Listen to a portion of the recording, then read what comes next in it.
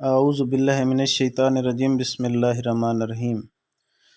میرے پیارے دوستو، میں آپ کو آج ایک چھوٹا سا وظیفہ بتاتا ہوں۔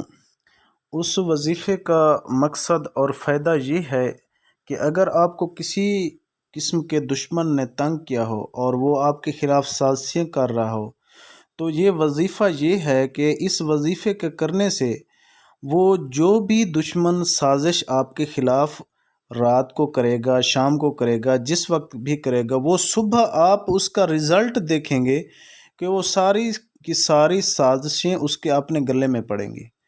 اور یہ دشمن کو مغلوب کرنے کا بہترین وظیفہ ہے۔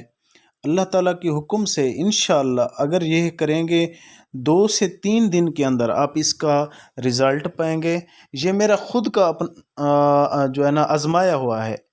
میں اس لیے شیئر کر رہا ہوں تاکہ وہ دوست جو پریشان ہیں کسی دشمن کی وجہ سے یا جابر حکمران کی وجہ سے، جابر افیسر کی وجہ سے، تو یہ وظیفہ کریں گے انشاءاللہ اللہ کے حکم سے ان کو اس کا بہترین رزلٹ ملے گا۔ تو وظیفہ یہ ہے پیارے دوستو، عشاء کی نماز کے بعد یا رات کو سونے سے پہلے اول و آخر 11 مرتبہ درود شریف پڑھنا ہے۔